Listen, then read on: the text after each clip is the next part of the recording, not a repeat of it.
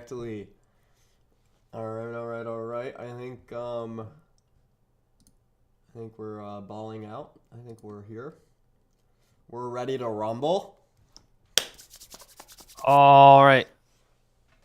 All right, Philip White. You want to hit him with the intro? You want to hit him with the intro for this one? Yeah. Let's do it. Woo! Welcome in, ladies and gentlemen. Currently 6:36 p.m. Eastern Standard Time.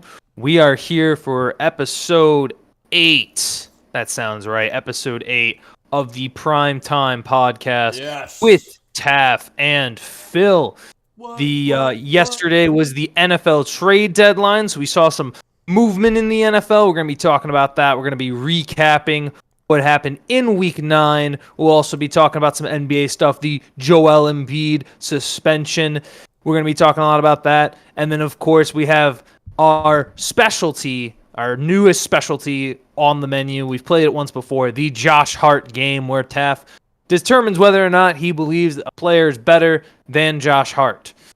Josh Hart doesn't often lose that game in that sense. And then finally, we're going to round it out looking into Thursday Night Football and a matchup between a rematch of earlier this year between the Ravens and the Bengals on Thursday Night Football. Yes. Very exciting stuff. Look at that. And we got to talk about the Aaron Rodgers GM arc because Taft seems displeased with the loss of Mike Williams for only a fifth round. Indeed. Oof. Indeed. Oof. It was over the night Aaron threw that pick in Buffalo. Freaking, this guy will not take the blame for anything. He's like the evil GM, man. It's a He's not. It's not. Look, man, he's trying his hardest. I'm sure he is. It's not all Aaron's fault, man. It's not all Aaron's fault. I swear. Bruh. It really kind of is his fault. I don't know. Like, I guess it's the Jets' management fault for, I don't know, freaking creating this whole situation for him. Like I said, this guy is the football equivalent of a 90-year-old man stuck in his ways at death's door. Dude, he's only 40. He's not dying. He's about to retire. He's gonna die. He's gone. Yeah, he is about to be out of here, man. In a career sense, I think. Just trading Mike Williams for a fifth rounder is ridiculous. It's such an underpaid. That is charity for the Steelers, man. Yeah, especially considering some other wide receiver trades we've seen in the past. Well, to be fair, I mean, there have been really bad receiver trades in the sense that they gave up a receiver for next to nothing. Like Cowboys, and they gave up Amari Cooper for a fifth rounder. That was really bad. But Mike Williams for a fifth rounder does feel like a steal. And then Preston Smith from the Packers for a seventh rounder. Omar Khan, dude, he is the con artist. He is awesome. It's great. That's an even bigger steal than Mike Williams, man. Because how do you get Preston Smith for a seventh rounder? In my opinion, that guy is like fourth or fifth round level talent. I think you can get a third for Mike Williams. I know he hasn't gotten involved in the Jets offense, but whose fault is that, you think? I think it's Aaron Rodgers. But don't you think Preston Smith is also a robbery, Phil, as a Steelers fan? Well, for a seventh round pick, I mean, it's great value. I think but I don't think you give up it's tough to give up a fourth. He's only got 2.5 sacks. I mean, he's pretty good. I mean, last 3 seasons, he's recorded 8 or more sacks. He's only got 2.5 this year, but to add that depth to a pass rush with like Alex Highsmith and Nick Herbig and DJ Watt, makes me giddy, makes me excited. It's because that way then when they're off the field, because they have to get some amount of rest, at the very least, we're not rushing with just scrubs. Preston Smith's a legit player, so yeah, I thought they were solid moves. Yeah, he is like a viable starter in the NFL. And y'all gave up a seventh round pick. I can't remember the last time, other than obviously Tom Brady, I knowingly watched a seventh round pick play in a football game. It is kind of redonk, if I do say so myself. Y'all were robbing teams. Omar Khan, the con artist, was cooking there. I think, Preston Smith kind of wanted to look for a trade. I think that was the understanding. So now that's what happened. Like Green Bay was like, hey, you know what? We'll look for a trade. We'll send you over to, we'll send you over. We'll send you Mm. over to Pittsburgh. You can Now, rush there. were there any other what other fun deadline trades happened Yeah, we where can by move on. Jets There's taking some some entertaining candy? ones. Kind of, yeah. I got that next slide up there. The whole idea. So Marshawn Lattimore, I thought was big headliner of the trade deadline. I thought that was fairly clear. Just looking at overall what the Commanders did, the statement that they made to go get a guy like Lattimore for defense that has been better than it was under Ron Rivera. I still think it's not great, but you got to give Dan Quinn credit where that credit's due. And then he goes out and gets a Pro Bowl level corner to add to your defense that can force turnovers, that can lock down receivers on his best days. That's the kind of move that you make for, say, like a team that really wants to make a playoff push. That's what we're looking at in Washington. Washington's trying to get into that. They are 7-2, which is very good, but we've never seen them have success before this year. So they're trying to go whoop pow. They're trying to get in there. They're trying to make their stamp on the NFC while they can with a young quarterback. And I thought Lattimore was probably the biggest overall move of the day of the deadline, like the day deadline. Um, shit. What happened? My computer froze up for a second there, and I was working on some technical stuff. Could wait? Could you go over that Lattimore trade just one more time for me? Yeah, so the way I see it is I thought it was the most important trade. I think it makes a statement Commanders want to do. They want to be a contender. And if that was the kind of move that makes a statement saying, "Hey, they haven't been good." Like that's the thing. They haven't been good for they're at least this level of good pretty much as far as I can remember in my entire lifetime. Yeah. Now they're at this level where they're 7-2. They're dominating with a young quarterback. They want to go out and add to their defense because that's been the weaker part of their team, and especially with a defensive coach like Dan Quinn, that's going to be a huge. I think that's going to be a huge act Washington moving forward, especially in the NFC in that division with the receivers you're going to have to face. Yeah, that is a massive pickup. Because, I mean, their defense was already kind of playing over its head. Nobody expected their defense to be good, and they were holding their own against teams, as at least enough for them to get the amount of wins that they have. And adding Lattimore just seems great because your offense is already good. And, yeah, that's exciting. That's exciting They, stuff right there.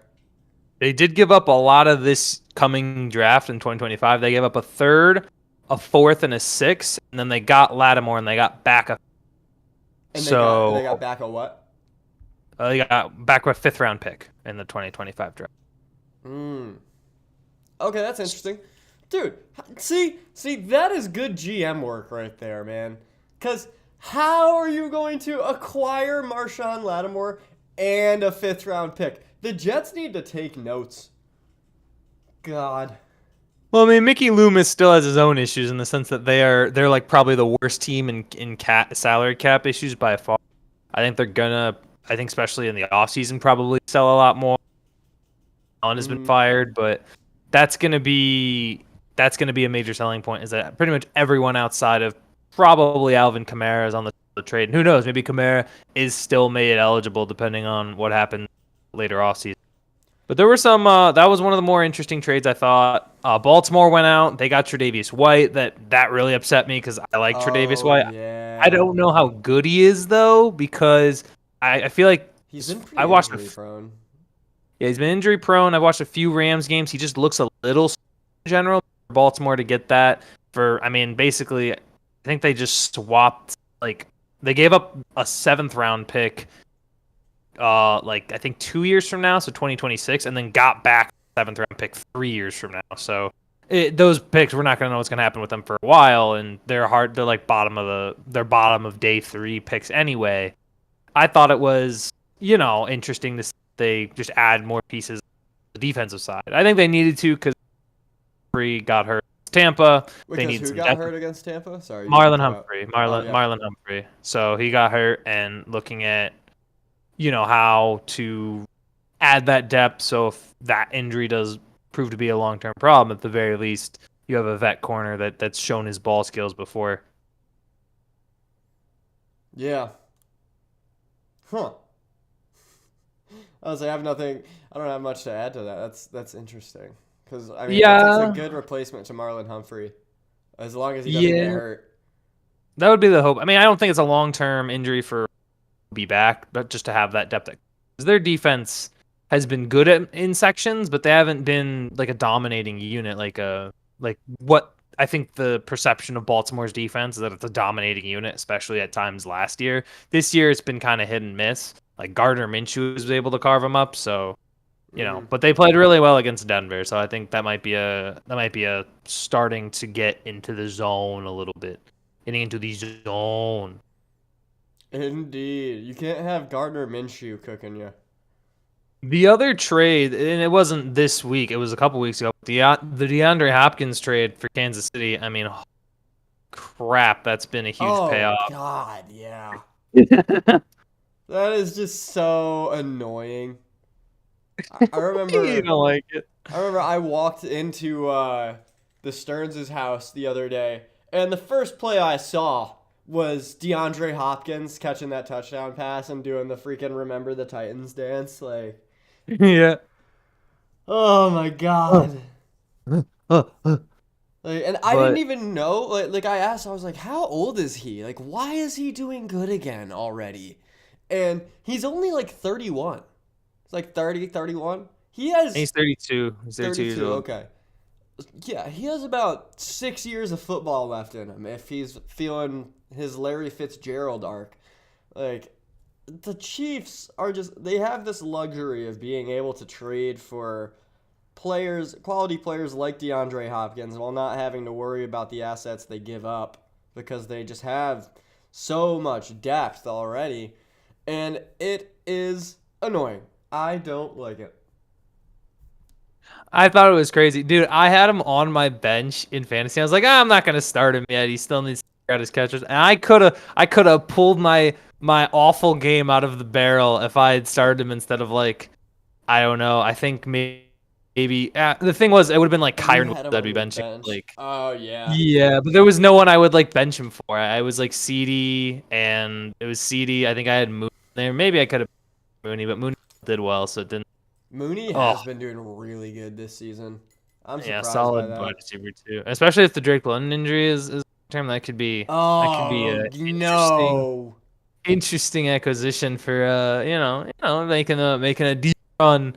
But Dude, this was just like a standard trade deadline. I don't think it's too much. The bigger moves you really don't happened think a so? couple weeks ago. Yeah, Looking at like true. the The Adams Murray. trade, the Cooper trade, those were the big moves overall. Yeah. Back to fantasy, dude. I have been getting robbed all season, and it is so unfortunate. I have the second most points in the league, and I'm 4-5 with like 100 points, 100 more points against. It Yeah, is, that is kind of wild. and now Drake London is hurt, and it might be in the long term. Have you read anything on that? I think they said he's gonna be fine, but I mean, Okay. it's injury, so I don't know I don't know all the details. I know that I think he was limited today in practice, so he was, but he did practice. He was just limited in practice, so we'll see if. But they do play like in terms of the way it is for Atlanta, they'll probably be fine because they get the Saints this week anyway, so Mm-hmm. it's not like they're really sweating bullets about the Saints game, especially with Tampa dropping a game to Kansas City. Yeah. But the one trade I do want to cover before we kind of play to the games was the egregious Jerry Jones buying of Carolina. Carolina Panthers won a trade. That's for the first time. Maybe I could say this. They gave up Jonathan Mingo, who's like wide receiver 5. I've heard on their depth chart. They gave him and a 7th-round pick up to get like a 4th-rounder. Like they turned that into a 4th-round pick, and 4th-round picks can be good. I mean, we've seen guys like that be incredible quarterbacks, so that could be a huge pick. Mm-hmm. And like Jerry Jones just gets fleeced for like a nobody. Like he's given up Amari Cooper for a 5th-round pick, and now he Yeah, gives that's away wild. a fourth, like gives away a fourth round pick to get like a wide receiver that couldn't crack the depth chart in Carolina. Like, Yeah, it's like, what do you see in this guy? Were you watching like practice film and he cooked somebody on the practice squad and you're like, oh my god, I need that guy? no, it's just it's wild, and it's like so weird because I'm pretty sure I could be wrong. I'm pretty sure he's like the only owner that does GM level stuff. Like I don't think many other owners, if any, are really in the press box like doing these things, like saying I want that.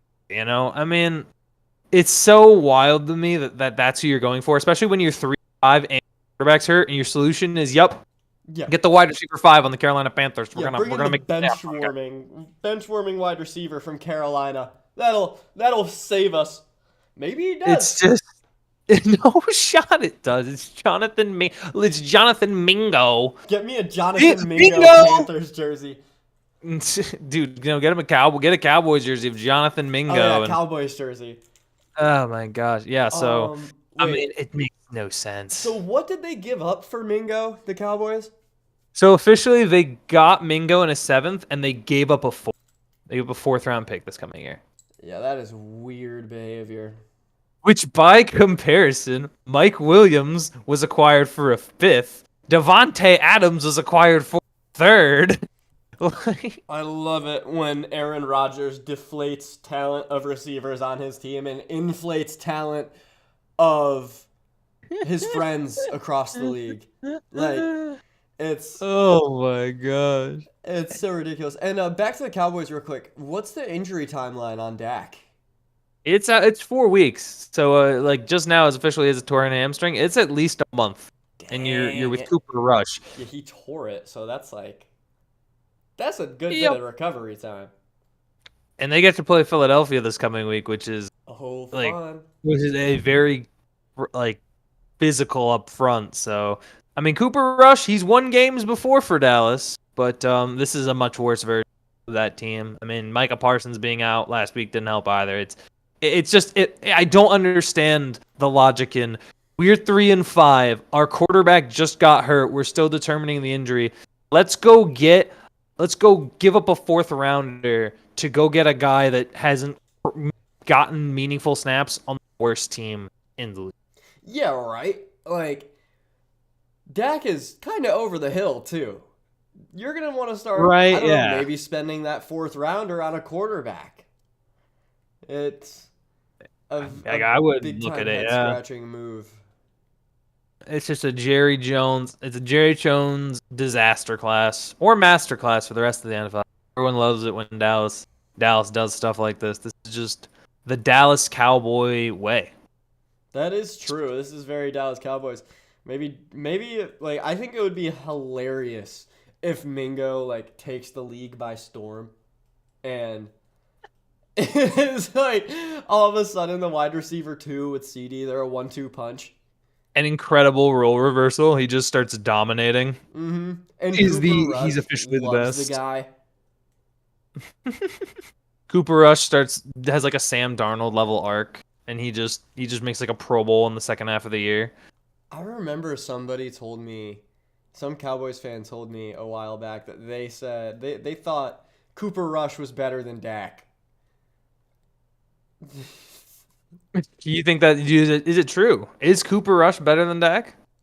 I think we'll be able to see this Sunday, I guess. Because I remember their Probably argument not. was, of course, this was like, I don't know, it was just like some guy at a party like 2 years ago, and I remembered how outrageous the take was. He was just like, Dak throws too many interceptions, man. And, but like, I feel like I remember last time I watched Cooper Rush, he threw an interception. Like, I feel like Cooper is equally as bad. I mean, he's not an awful More, backup man. quarterback, but he's definitely not a starter. Yeah, he's not Like better than Dak. you're not upset that you have Cooper Rush as your backup, but you're definitely not picking him over most starters in the league. Yeah, I you're would not. think. You're not like, thank God, Jameis Winston is our backup. I love Jameis Winston. Thank goodness for Jameis Winston For and real. Joe Flacco. My goat. My Um, two goats, Jameis Winston and Joe Flacco, man. Can we talk about the Browns real quick? What The, about them? They got crushed last week. I know, I know. Yeah, I know. Like, dude, it wore off so quick. Squidward syndrome just got completely worn off. Oh yeah, let me tell Gone. you guys about Squidward and the gated community syndrome. So basically, when a team runs with a particular guy or a system for a extended period of time and they are struggling, when they make that change, that team will win the next game. For example, with the Browns, Deshaun Watson goes down. They were what, 1-6 at the time? Oh yeah, yeah. They were 1-6. Deshaun Watson goes down. Jameis Winston comes in. Victory. I feel like there's always a case of Squidward in the gated community syndrome happening. I should have written down some actual examples. I just didn't foresee myself talking about the Squidward in the gated community syndrome. Come, come here. So then, by your logic, Dennis Allen and the Saints, because he got fired, this Saints team will beat Atlanta this weekend. Um, there's a very real possibility. I mean, I would expect it to be a close game because look at the Jets after firing Robert Saleh. You had a very close Bills game, one that But ultimately led to the trading of but Mike Williams, I think. but they But lost. but they lost, but they looked way better. And then it wore off the next game, didn't it? Yeah, I don't think the Squidward and the gated community syndrome was present for the Jets win or for the Jets losses. Um, Well, I mean, you know, but you never know. Come back. he could come back. I would be down. Bring Robert back.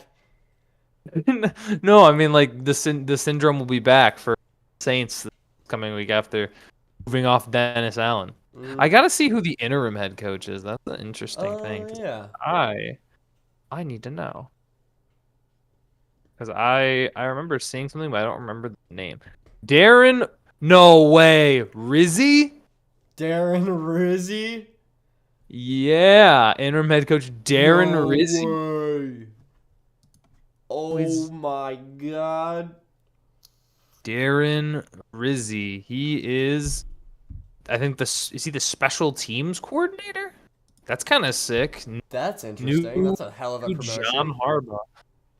Harbaugh. Yeah, he was. So he's been the coordinator. He was originally a part of the Dolphins from 2009 to 2018, and then went to the Saints to be the special teams coordinator, and then was also the assistant head coach a couple years, and now is interim head coach. I don't know. What do you think? Rizzy 1-0. It means possible. It is very possible. I think the injury status of Drake London depends on that. Yeah, But but I mean, who knows? very big possibility there. I mean, the Saints, these guys need a win so badly. It's insane. They allowed Bryce Young to get his third career victory. Hey, And Bryce looked decent. I'll say it. Bryce is looking to shake off some bugs. He looked at least like a competent quarterback. He looked competent. That's the important thing. that's true. That's true. But, like, still, it's the Panthers.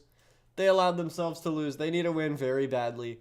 Um, I think a win against Atlanta is definitely in the cards, but I would not count on it. You're not counting on it, huh? Nope. Dang. He doesn't believe in the Squidward and the gated community syndrome this time. I think the Squidward and the gated community syndrome often hinges on players and not coaches, unless the coach Oh. is like a despised figure in the locker room.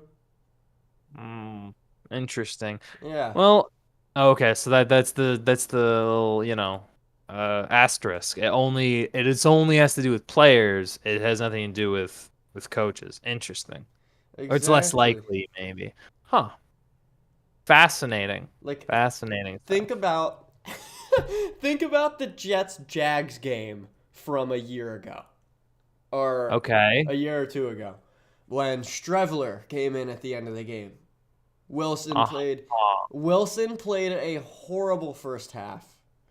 And then Right. Strevler comes in the second half. Almost leads us back into the game, if I remember correctly. We Um, lost. I have a feeling that that's not true. What? I remember that game feeling very close. I have a scoreboard that says otherwise. What's the score? What's the score? This was a final score of 19-3, and Zach Wilson Oh. still led the team in passing yards despite Streveler coming in. Oh God. Never mind. I'm He had gonna a lot of rushes. He had 9 carries for 54 yards, but no, I don't know if man. this was a case of Squidward in the gated community. All right. I'll have to come back next time for a detailed presentation of Squidward and the gated community syndrome. Yeah, we'll see how legitimate we looking. By the way, you guys play the Jags this. Oh, Don't lose we play that the game. Jags. Let's You play the go. Jags this year at some point. Yeah, you might be able to get your revenge, but something tells me I might be picking Jacksonville that game. I don't Oh know. my God. I got a feeling. Oh my God. This guy. What can I say? I'm Phil, the you're kind of ultimate falling off hater. the map, I'll say. Didn't I beat you in picks this week? No, no, you What? Oh, I really thought I did. didn't. No, How no, did I do? you went 8-7, God damn it. What did you go? 10-5. Diamond did very well. You went 11-3. Dang. Cooked. So you had a very good week.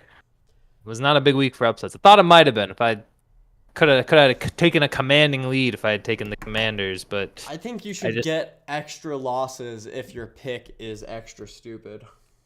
that's well then you'd get extra losses for picking the Jags to beat the Eagles. Oh, you get extra losses for picking the Giants to beat the Commanders. Giants were close, No, dude. they weren't. That was such an ugly game, bro.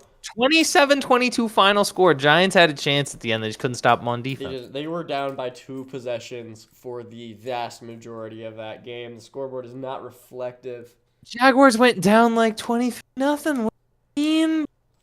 That's What do we're not you talking about the mean? Jaguars game. Well, what was the final score of the Jaguars game? It's like 28-23. So a 5-point difference. It was the same amount. Yeah, but Same amount. the difference is the No Jags scored difference. 23 unanswered. Okay, and the Giants kept it relatively close the entirety of the game. What do you mean? But like always, Jaguars, they couldn't execute because they had goofy plays. I'm not getting extra losses for picking the Giants to beat the Commanders. I can get spicy. Goofball. It's spicy, but Goofball. dude, sometimes the spicy food makes you poop. I don't know what to tell you. Yeah. The spicy food had you on the toilet last week. Look, dude. Well, no, I didn't do that bad. I went 500. And just above 500, but it's not gonna be enough, man. Those drinks I can taste them now. I can taste a nice.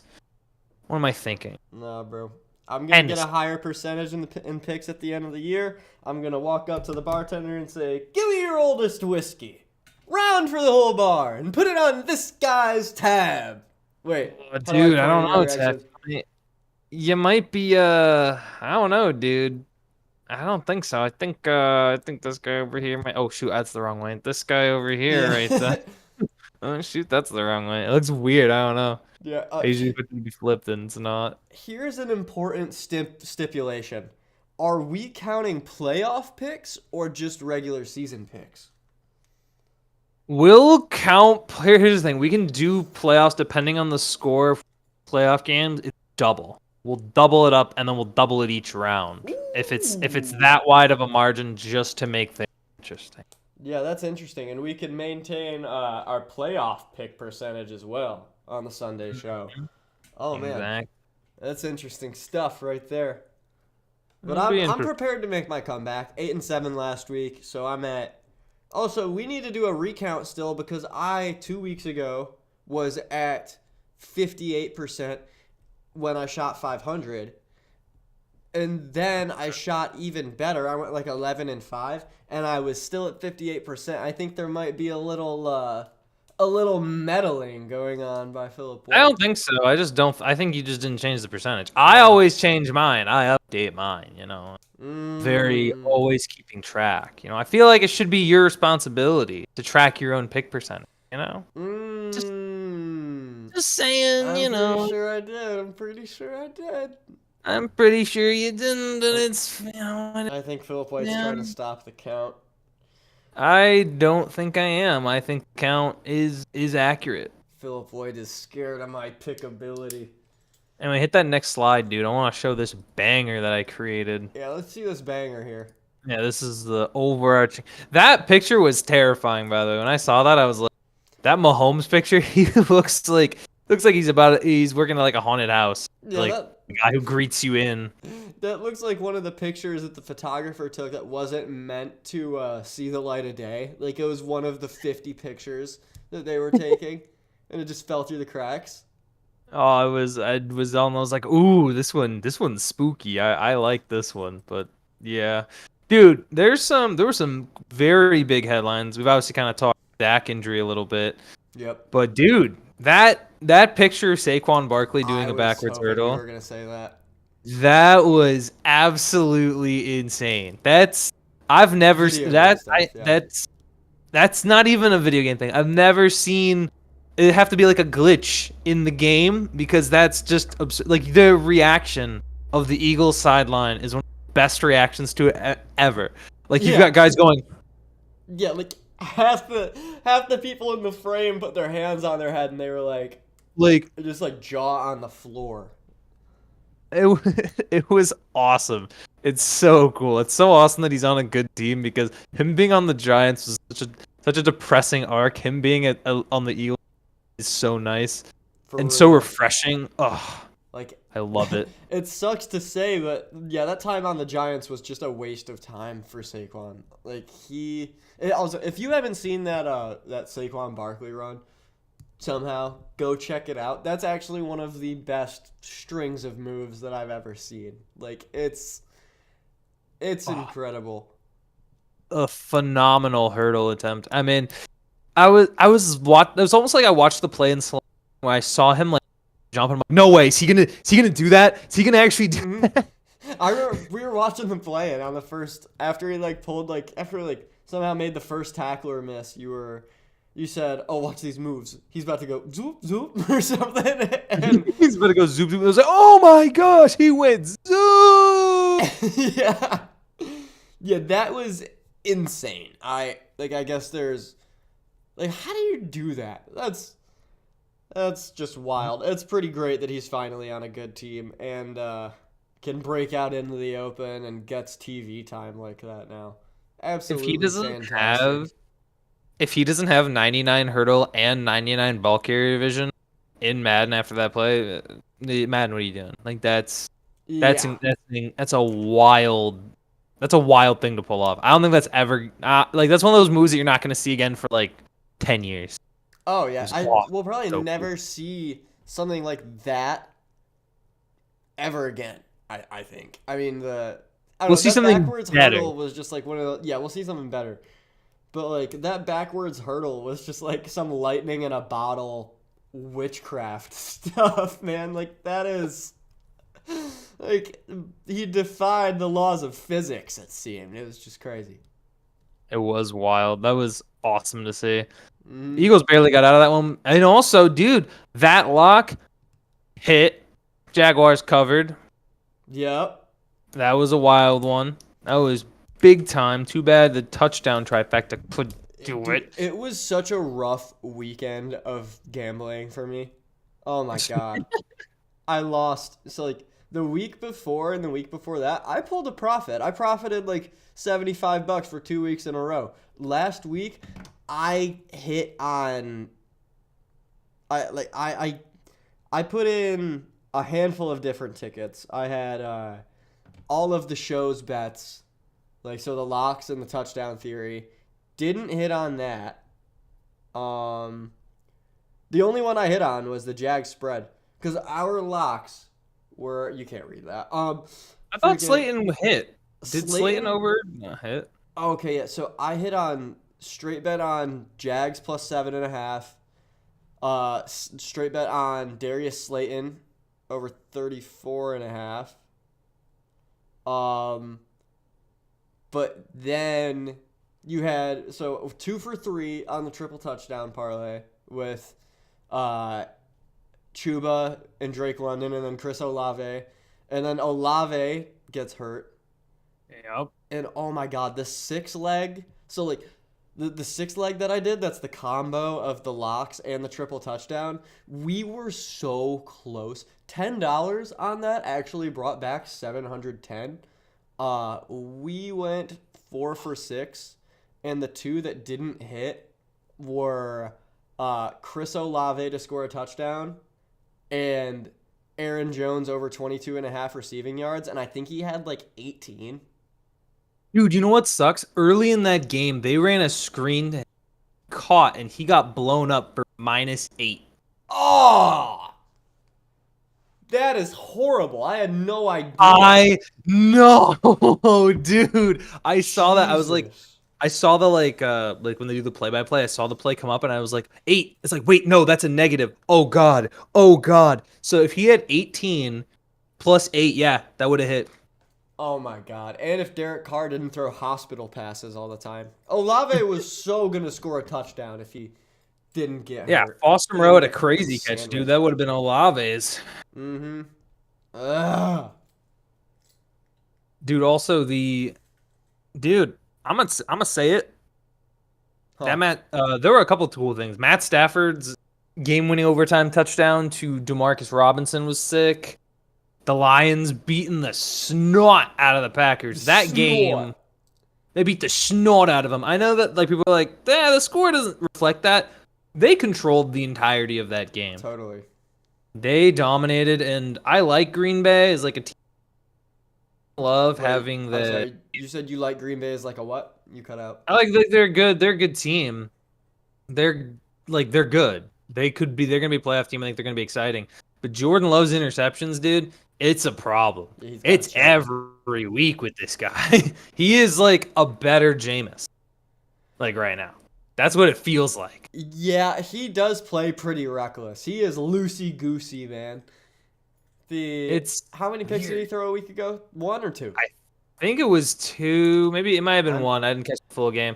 I want But to say two. talking about, dude, I think it's like 1 or 2 a week with him. Yeah. I think he leads the NFL with already 10. Yeah, 10. I think he only had 1 against the Lions, but like the last 2, he threw 1 against Philly, and in the game against the Vikings he threw.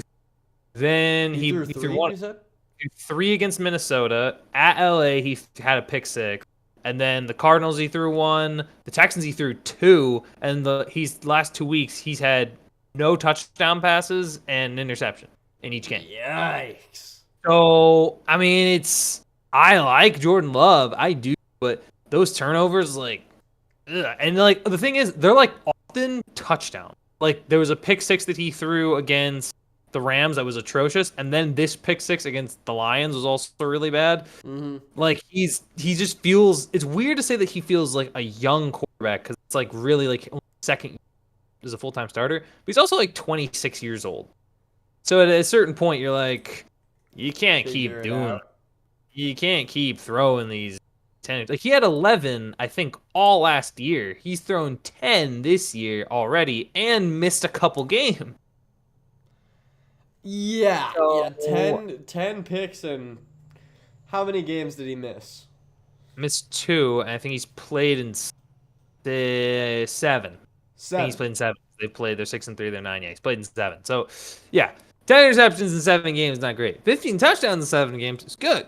10 interceptions in 7 games, bad. True. So, you have like big highs, big lows. It's going to be very interesting.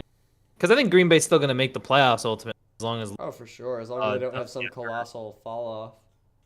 Yeah, but I mean, you saw it. There were times in the game, like I think on that, I want to say it was that interception that he threw, that pick six to Kirby Joseph, where he's like grabbing at his leg a little bit, like the quad. I think it was either a quad or a hamstring. I'm not sure which one. He's got a leg injury, dude, and he was definitely limited against Detroit, but I mean, Detroit dominated the game, and for the Packers, they need Jordan Love to be healthy if they're gonna make waves. If they're gonna have any chance to make waves. Yeah, the and Jordan Love there, he was kind of sounding like Baker Mayfield to me with all of that high risk, high reward stuff, throwing for 3 picks in one game, but also getting some touchdowns.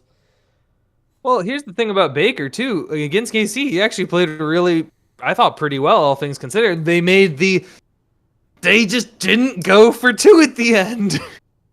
Yeah. I didn't hate the idea of them not going for 2. The Chiefs are kind of invincible. It's like they have the power. It's like they have God on their side whenever they go into OT. Uh, It is disgusting. they got screwed in overtime one time, and now Wait, it was it. you cut out. They got screwed in overtime one time and what? They got screwed in overtime one time, and yet it happened one time against the Patriots back when they had their dynasty, and everyone hated it then, and everyone now hates it now because Kansas City's just the new New England. They have a quarterback. They have probably one of the best quarterbacks of all time. They have an incredible head coach. Now they have an incredible defense, and it doesn't matter who it is at receiver. They produce. Justin Watson is like the Danny Amendola of this team. It's crazy. Yeah, that's It's ridiculous. Ugh. Somebody It's stop the Chiefs. Somebody stop them. It's the Lions. seen the right song. now. The Lions. Have you seen the song on The what? Instagram that goes like there's these people and they're all wearing jerseys and they sing a song and this guy strums a guitar and he goes, anybody but the Chiefs, anybody but the Chiefs. And it's Oh just yeah. they're all like swinging side to side, like just anybody. uh, Go Lions. The Lions are that team right now.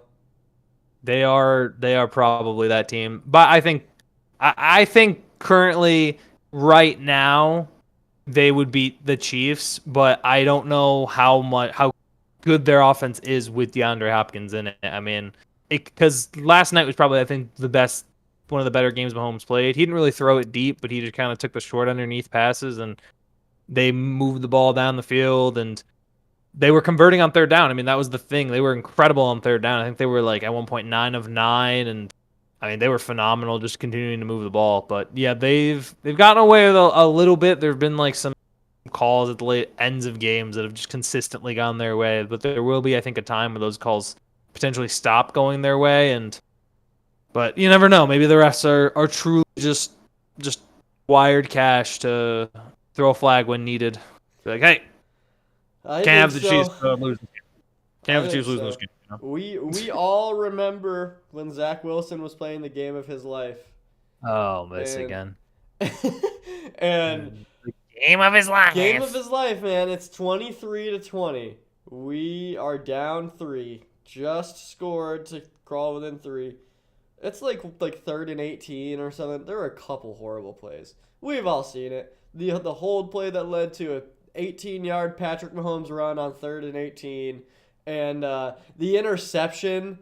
And they waited to throw an illegal contact penalty until after the ball was intercepted, and it was right by the interception. It was away from the so-called penalty that was ticky-tack. Yeah, I don't know. It's ridiculous.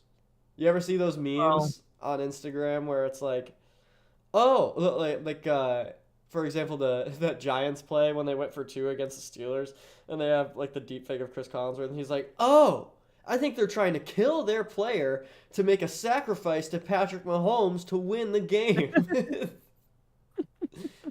Have you seen those? I've seen them a couple times. Yeah. Yeah, it's how it feels. It's how it feels. Go.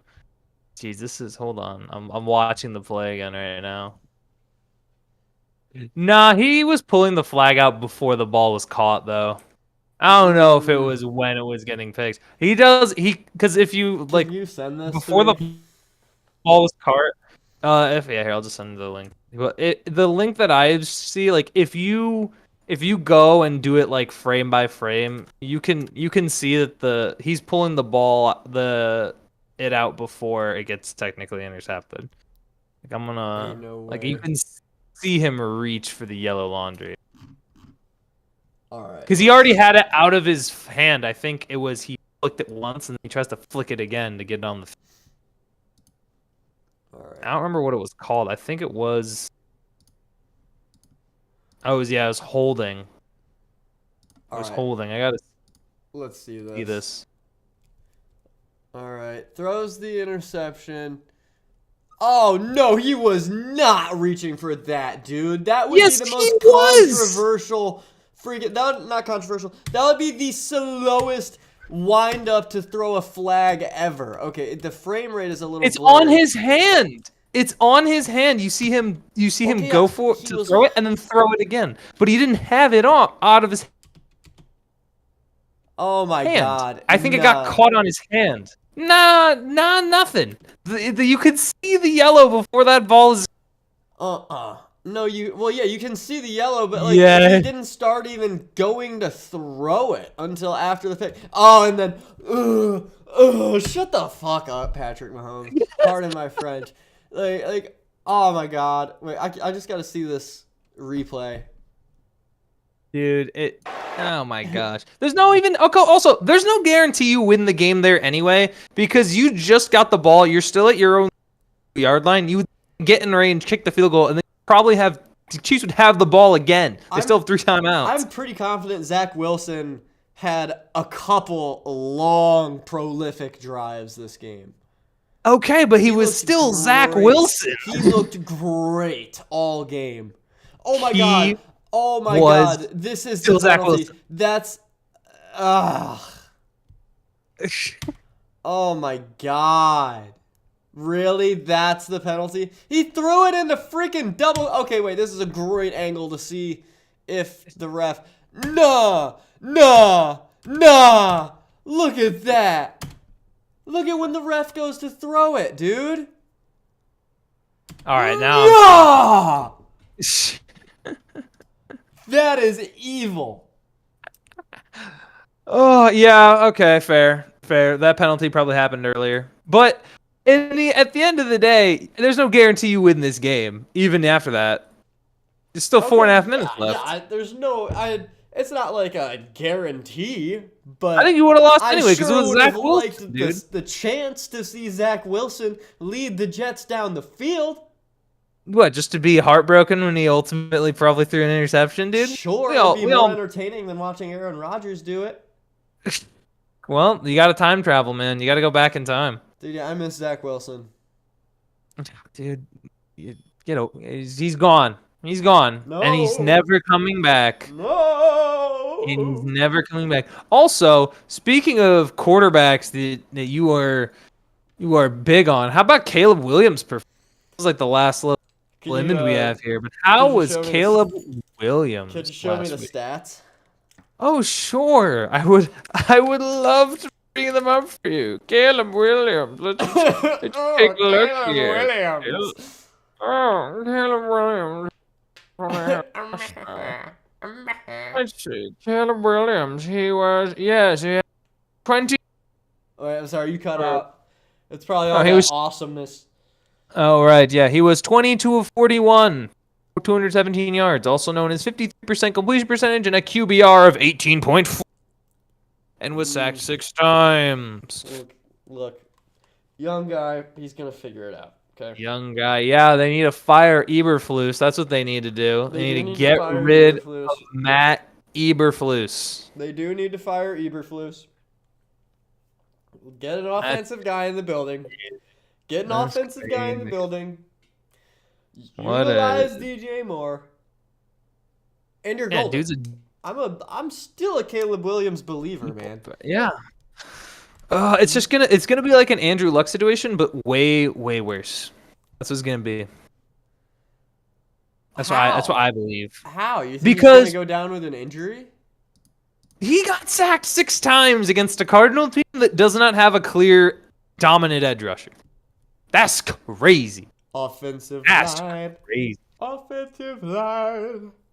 Yeah, but look at what the Colts did. The Colts never fixed their offensive line. What happened to Andrew Luck? Oh, he's retired before he's even 32. Like, before he's actually able to enjoy the robust years of his career. Could have maybe been something. Look what the Colts are. Colts are stuck in just complete mediocrity, and I think that could be where the Bears end up seeing themselves if they don't fix the offensive line.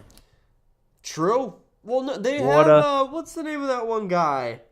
That guy on their offensive line who's young, he's good.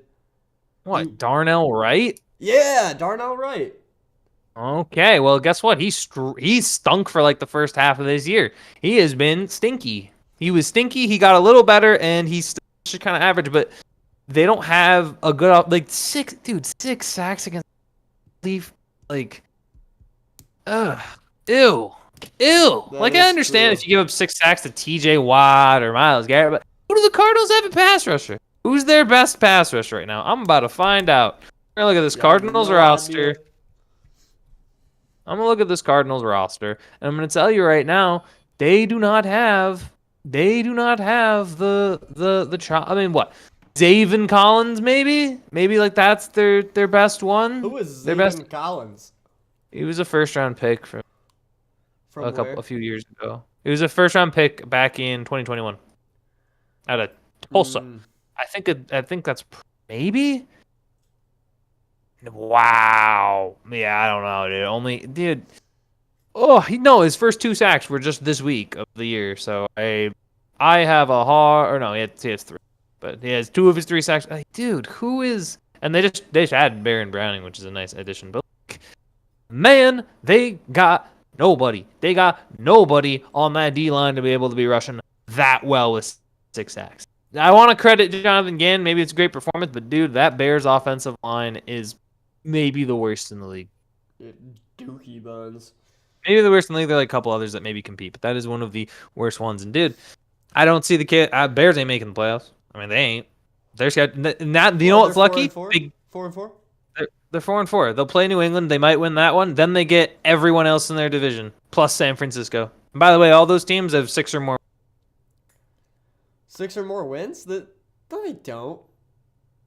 What? San Oh, Francisco. San Francisco no, in does their not. division. In their division, they all have 6 or more wins. But even then, San Francisco's going to have players back and healthy. Like they're one of the better teams in the league, despite being 4-4. I don't know. I mean, the Colts lost this week, correct? Yeah, but they're not in the same conference. Oh, I was just thinking about teams that were 4-4, because they just Oh. fell to 4-5. Because you mentioned the worst of the 4-4 teams. And Well, I mean, they're not. Well, yeah, Colts would be 4-5 technically, but the Bears are not. Like, they're not cut out for it. They have no legitimate wins. Everyone in their division is significantly better than them. And I mean, it may stay that way for years. Might stay that way forever. forever and ever and ever and ever. Nah, But they'll figure it out. They'll fix their offensive line, man. Okay, yeah. It ain't happening this year though. They ain't making the playoffs. Look, dude, I think they will make the playoffs. You want to put money on that? Nope. So they're not making the playoffs. Good to know. No, they are though. I just don't want to. I don't want to take any more money from you than I already am going to at the end of the season, dude.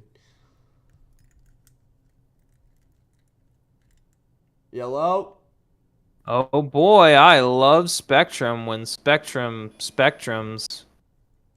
Oh Don't you just love man. Spectrum? I love Spectrum. I love it when Spectrum throttles me so hard that it actually just cuts out my internet. That's crazy. Sheesh. I'm more of a Verizon guy. I like it when Verizons. Okay. When Verizon does the Verizon. Yep. All right. Well, anyway, yeah, Caleb Williams stinky. Bears ain't making the playoffs. Lions probably the best team in the league. Chiefs are getting in the way with their dark magic. We didn't talk much about Drake May. Oh wait, that Drake May pass. We didn't even mention that Drake May pass. Drake May just makes the Patriots fun to watch. Remember when they had that crazy? Oh yeah. At the end of the game to tie it. Can you send me that? Can we watch that real quick? Yeah. Here, hold on. Okay, perfect. I got to look it up. Dude, that was insane. That was freaking wild. I remember how hyped we got about that one. Dude, I was like, oh He my. actually did it. I was like, dude, he's like, oh, he's gonna throw it. Oh, he's gonna throw it. He's gonna do it. He's gonna do it. He's He's gonna do it, man. Drake May channeling his inner Johnny Manziel on that play. That was a great week of football, honestly. Dude, that was a very good week of football. Oh my gosh, he was dancing. He was twirling around, and then he just lofts it up. Boom, boom. The best running back in the NFL, Ramondre. Look at All this. right. Look at this. Yep, Huh? he's running around. Look at him move. Uh-huh. Look at that. What? Look at that. And then Scoop! Ramondre, you got it, cuh. Oh my god. Bang. Bang. Yeah, that was Bang. beautiful. They ultimately ended up losing that game, didn't they? They did, but that was still cool to see. That It's like, was super freaking cool. Drake May makes that offense more fun. Mm-hmm. It's so much. It's Drake beautiful. May, low-key, has impressed me the most out of all the rookie quarterbacks. Really? Yeah, man. You can't think of anybody Oh, else. wait. Jaden Daniels is just so much not like a rookie that I forgot he was a rookie there for a second. It was like, really? You can't think of Yeah, anybody else? Drake May's better than Jaden Daniels any day of the week. What's it to you? Okay. I was like, heard that. I was like, you think so? No. Interesting. No, you know who's been the most impressive? Bo Nick. Oh God, I can't stand that guy, man. Bo He's Nick. just corny. Something about Bo Nix is corny. He's corny. Yeah. Dude, he's a funny guy. No, a funny he's guy. not. Bo. When has he made you laugh? When I looked up his picture on ESPN, he's got the big wide smile. He's like, Yeah, he is very happy to be there. I'll give him that. I like a guy who's happy to be there. But nah, look, bro man, is corny. Denver He having a plays for winning. Sean Payton, who is an asshole when he doesn't need to be an asshole. He's definitely rude to the gas station cashier. And he played poorly at every college he played at. And now all of a sudden in the NFL he just gets to ball. Kind of, I don't know. Well, now he's at Corny. Denver Bronco University, and he's gonna kick butt and take names. Oh God. He's already taken one name. So what's the Broncos? What's the They're Broncos 5-4. record? They're 5-4. They lost to Baltimore. Oh, So. can we so what's this updated playoff picture looking like? Let's take a look. Let's see what we're looking at here. I'm going to send a link. There it is. Boom. Huzzah. That is a link that I see. Boomski doomski. Yeah. So right now, I mean, this is what it's not the actual bracket because I had to custom make it last time. But those are, I think it didn't change much. I think Green Bay got knocked down a little bit. Chargers moved up slightly. Where do the Jets reside? 10. Oh, yep. Oh God.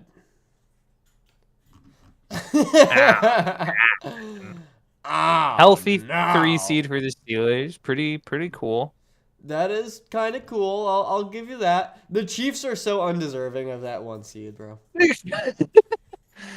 Oh man, it sucks that they're winning, but it's also funny when people like, I guess, get mad. I don't know. It is kind of funny. It's like the thing to do. Yeah, it's the classic thing to do. Be mad at the Chiefs. Mm-hmm. Let's not waste time talking about those bums, though. Dude.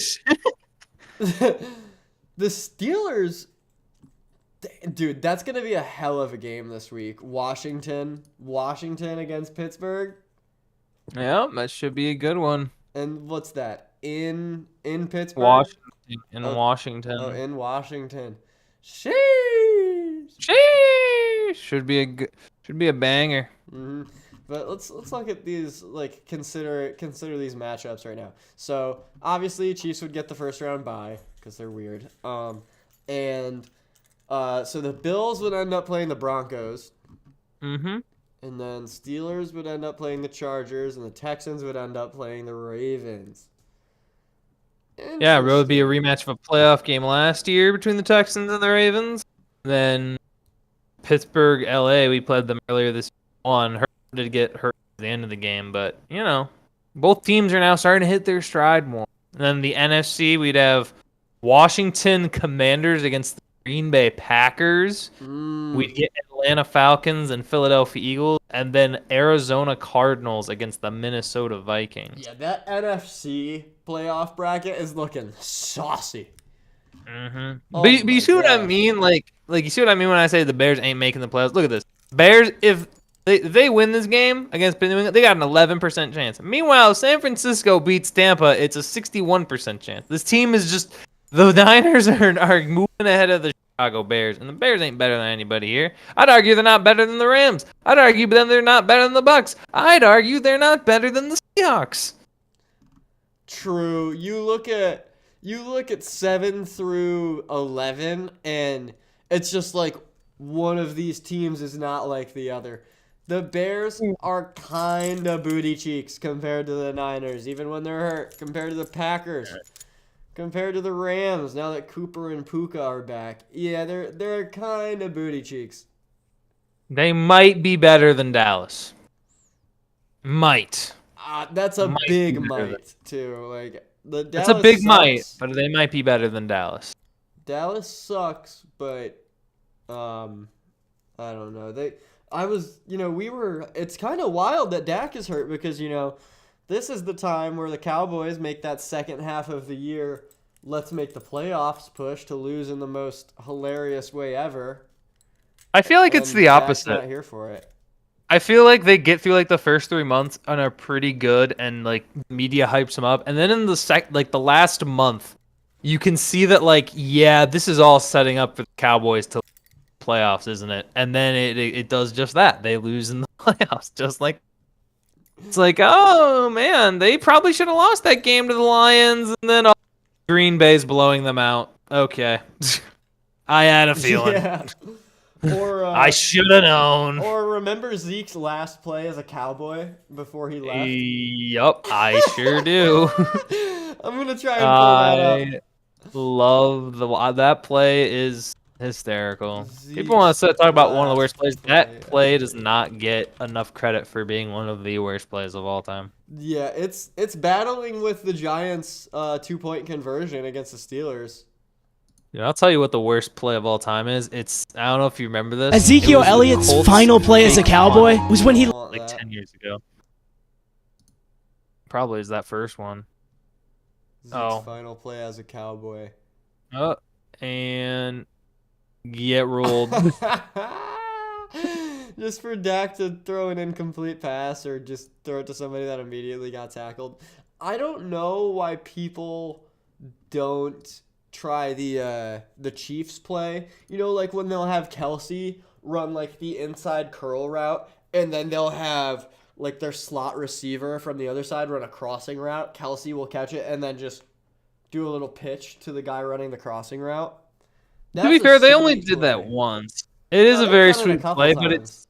but you can't run that at the end of the game. I feel like it's just very difficult to actually not be prepared for that in that situation. Like you can run it like in like a 2-minute drill, like the way they did, and have it work. But to run it on the last play of the game is like because they're expecting you to do something. Like they're like be prepared for anything, Don't let them do this. Don't let them do that. I don't know. You can't prepare for everything, and I think that would definitely catch a team off guard if they did that on the last play of a game.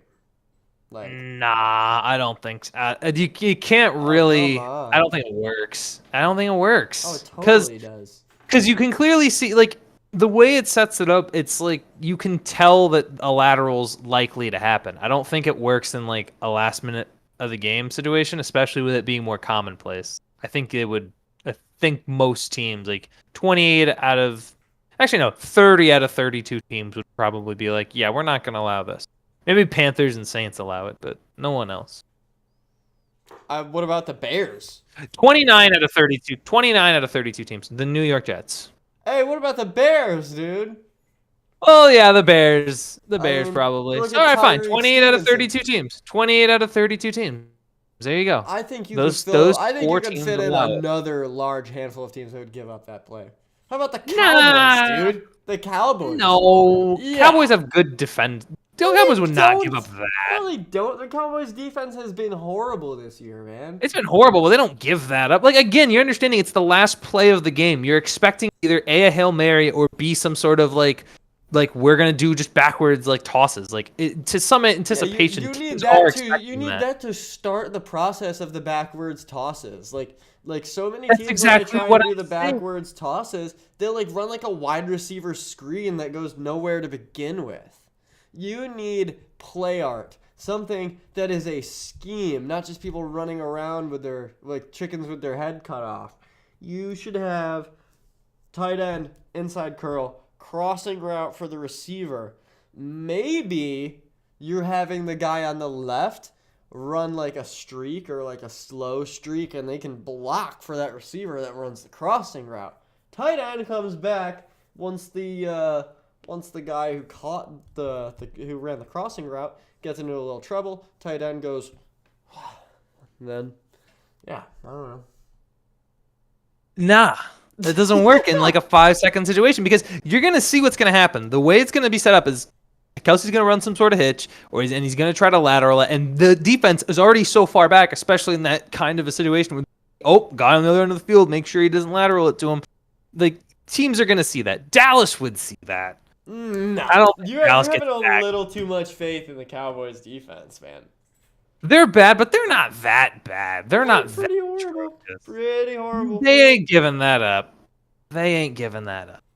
I would say no. They do not give that up with 5 seconds to go in that situation. I don't. I don't. Involve a I couple don't believe. laterals. Let freaking Xavier Leggett do a little magic. No. Uh-huh. Oh, no, not enough magic in Xavier Leggett. Not yet, anyway. Okay. Agree to disagree. All right. How did we even get here? What's the should we move on to the next topic? I was trying to. I think we got here by Drake May, and then we kind of went all the way to trick play somehow. Oh, yeah, because I said Drake May had impressed me the most out of all of the rookie quarterbacks. Yeah, I'm sure he has. Jaden Daniels basically isn't a rookie, bro.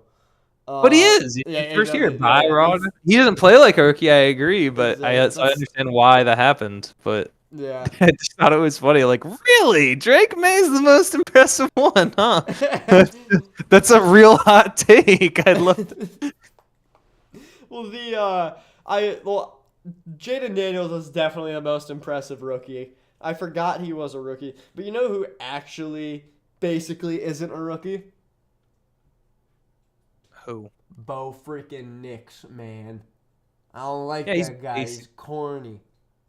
We're just going to loop. Are we going to loop back into the same thing? That's exactly how this started. It's exactly how it started. Bo Nix, he's corny. He is corny, man. But we'll move on to the next one. On to the next. On to the next one. Time for the NBA discussion because NBA. Joel Embiid, 3-game suspension. Oh me, oh my. Crybaby. Pretty boy. A bit. A bit. Dude, yeah. Joel What? Embiid was suspended for 3 games for shoving a member of the media. As a Knicks fan who watched Joel Embiid make an attempt on Mitchell Robinson's life, I am very. Joel Embiid is my least favorite athlete in sports. He's just a dickhead. He deserves every bad sports-related thing that happens to him. You know, actually, that's interesting, Taff. Your least favorite athlete in sports. Who do you dislike more, him or Rodgers? You think is it clear? Oh, it's definitely Is it obviously Joel Embiid? Because like I already didn't like Joel Embiid before the playoff series. And I hate him even more. Yeah, and like from that point on, it just got even worse because like this guy, like for some context, Mitchell Robinson hurt his ankle and was out for half of that season. And then Joel Embiid, because he falls every 5 freaking seconds, fell down. And then when Mitchell Robinson caught the ball under the hoop to go up for a layup, Embiid pulls Robinson down by his injured ankle that he had just recovered from, missed half the season to get back. And then that knocked him out for the rest of the playoffs, and he's actually not back until January because of that injury. Like, Joel Embiid is a dickhead. And every time he's in a post-game interview, he's just, like, it's like, I don't know, during the playoff series, every post-game interview was hilarious to watch as a Knicks fan because he would be like, oh, we're the better team on paper, blah, blah, blah, blah, blah. The guy doesn't want to work. Never made a conference finals. Bum. Joke. Stupid. So I'm reading this real quick, just to get caught up. To be fair, this suspension, I think is justified, but I can see where Embiid is coming from in this case because apparently he was upset with a reporter because he took issue with according to this is of ESPN's Shams Charania. Said Charania he took issue with a recent column that referenced his late brother and son. Apparently, Hayes referenced Embiid's desire to leave a legacy for his son and his late brother, writing, "Well, in order to be great at your job, you have to show." And apparently, Embiid told Hayes, "Don't ever put my dead brother's name in your mouth." That's per Kyle Neubeck of PHLY Sports. So wait, did you say his late brother and son? Joel Embiid had a kid and his kid died? I think it's his late brother and his son who is alive. Oh, okay. I think it's his late brother who passed. Gotcha. Apparently, he took issue with this guy discussing his deceased brother, which I would take issue with a little bit. I mean, it's one thing to criticize play. It's kind of like family stuff generally is something that doesn't like to be touched unless it's actively like pushing for it. Mm-hmm. Like, for me, it's like, for example, like let's say someone's dad, like let's say I think it was Caleb Williams' dad recently came out and like criticized coaching. Like that's a little different. If you're putting yourself out there, you're allowing people to report on that. But just kind of mentioning it, like it seems, I don't know. I think maybe Embiid mentioned the only way it would make sense is like Embiid didn't like say this, like Embiid's desire to leave a legacy for his son and late brother. I don't know. Maybe he had an issue with that being discussed in the media, but then I also feel like he would have had to say that at some point, which I don't know when that happened. It seems, I don't know. It's definitely like you gotta keep your hands off the media, but at the same time, I don't know. That I would think if somebody mentions your family like that would especially if it's someone written multiple articles criticizing play or something like that. Like then I would. It's just like a one-time thing. It could be like just a misunderstanding. But if it's like multiple times, someone's like, "Hey, I've criticized a lot of your play. Now I'm mentioning your dead brother." Dude, I'd be pissed. that's pretty asshole-horrific. That is redonk.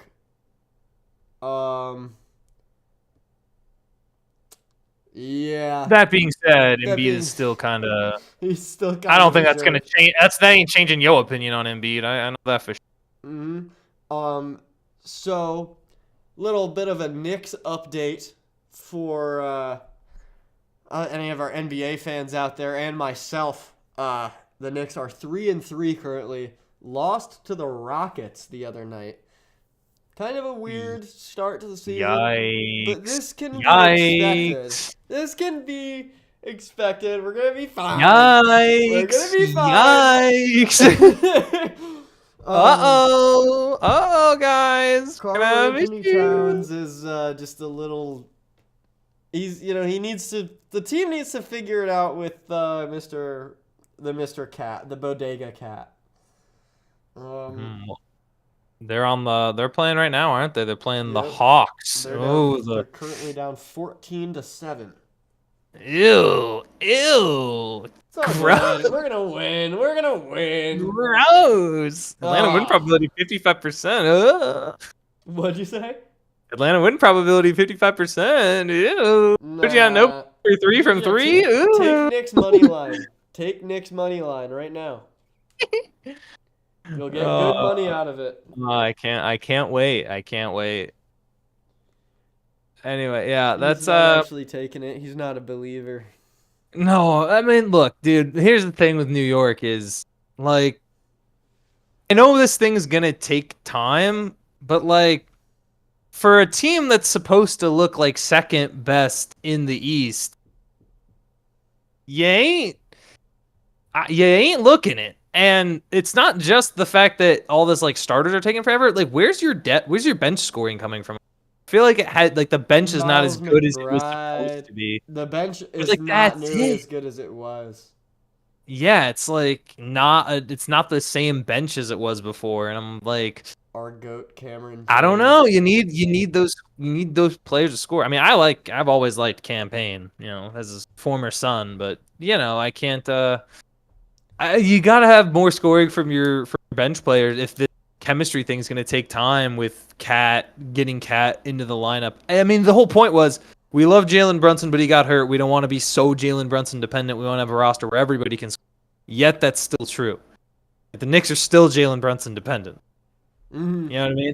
Like it's still clear that Brunson is critical to their scoring.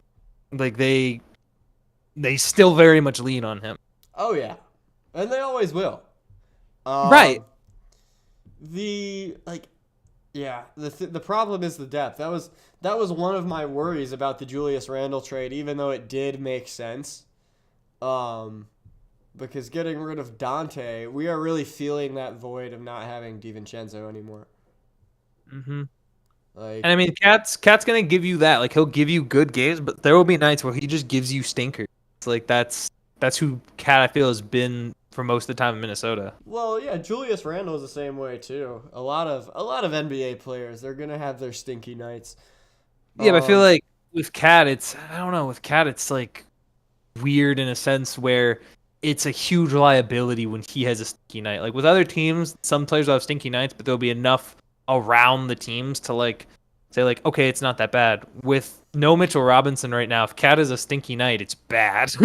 True. Like, you're relying on Cat to bring in 10 plus rebounds a night, hopefully maybe even 15 in order for you to win the rebounding matchup, the rebounding stat. That's why we're missing Mitchell Robinson so much, man, because our backup, we don't have a clear backup center right now. That could be another point of why our depth has sucked. We have Jericho Sims, who is probably going to be out of the league after this season. We drafted this guy, or he was either undrafted or we took him in the second round the same year we got RJ Barrett, and there was like a lot of hype surrounding this guy. It's like this guy's a freak athlete, and this guy has been the same player for his entire career, and it's year 5 now, I think. This guy is a baby. I'm sorry, I do not like Jericho Sims. He gets shoved around. He is not physical at all. He just lets himself get bullied in the paint. And meanwhile, it's like I don't want to see Jericho Sims. Like, Tibbs does not play rookies in his rotation, pretty much. Really? Yeah, I was gonna say I'm looking at the roster. What about Bowie? Boo The Booey? rookie Bowie, yeah. That's his name. Bowie. Boo and then Buie. Honestly, Bowie. I haven't heard of Boo Booey, but I don't know. I said Buie maybe. It's Buie. the I other don't know. I forgot how to say it, but that he looks like he should be playing. He hasn't played yet. the other guy that I was thinking of that is a dog, and I'm hoping like Tibbs has given this guy some minutes. Hopefully, he can just fully kick Sims out of the rotation. Is Ariel Huckporty.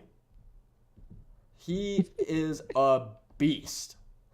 It would have made highlight reels, but for whatever reason, they called a charge on this play, and it was just fundamentally not a charge. Knicks were like down by 4-8 for a lot of the fourth quarter. Knicks start going on a run. They're up 3 It's with two. like 3 minutes left. This was against the. It was our second win of the year. It wasn't against the Pacers because it was a close game. Might have been against the Cavs. But we lost to the Cavs. Can't remember. I think we lost this game actually. But he's going up for a dunk. Pretty sure Jared Allen meets him in the air, and Huckporty just yams it on him for the Knicks to go up 5. And they call a charge on Huckporty, and that's like fundamentally not a charge. Jared Allen left the ground. He met him in the air.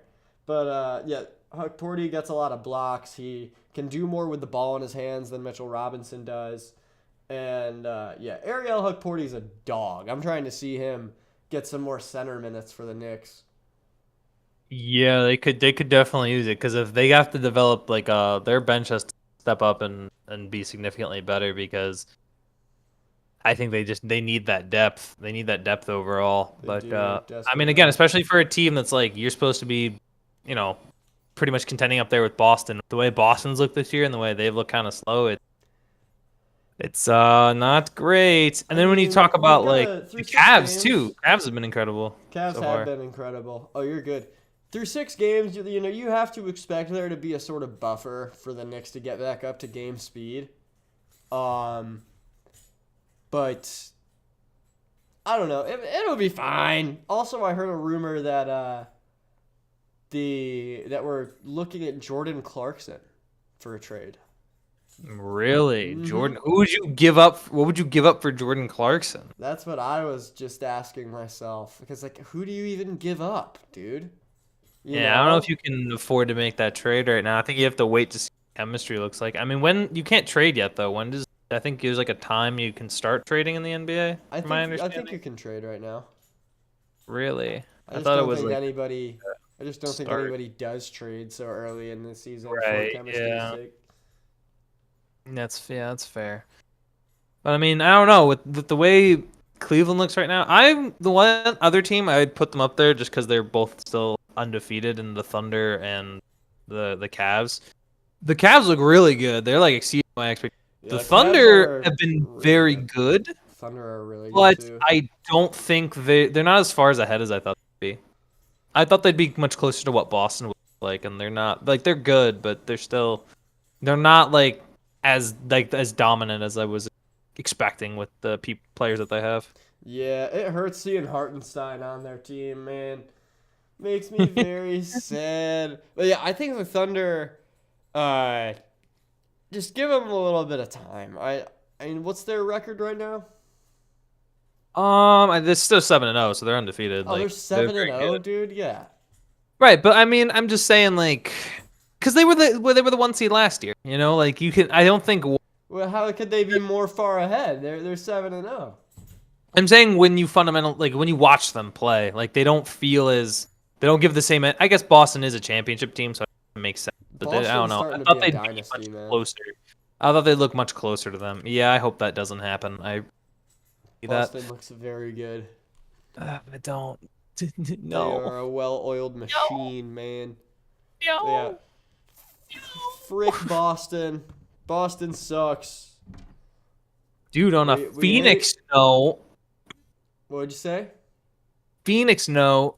Hold on. Yeah, let's hear Don't it. count out the Phoenix Suns.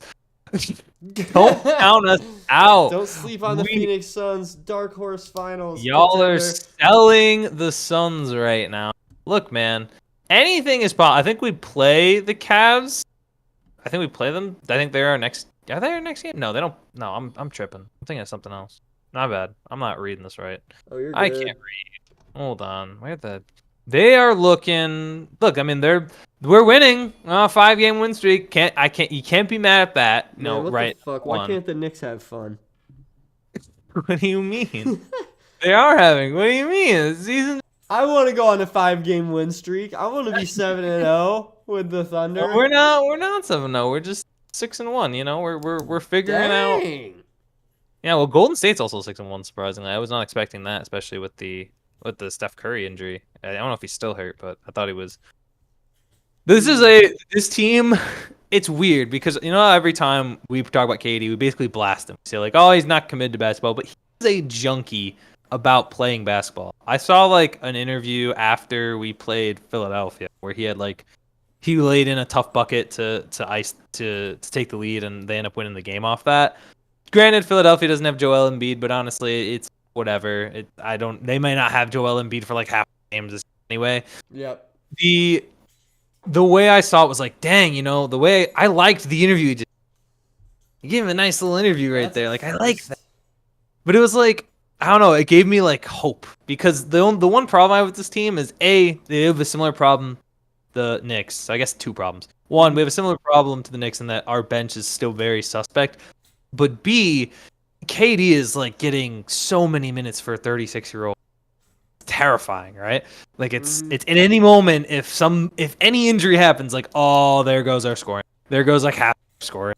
And it's just it would be such a bad thing, and it's like getting me tense because I know he's not gonna play the full.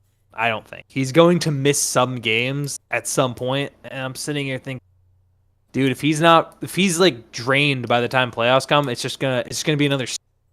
Yep, it's gonna be another what? Around, like Minnesota's gonna come, get smacked.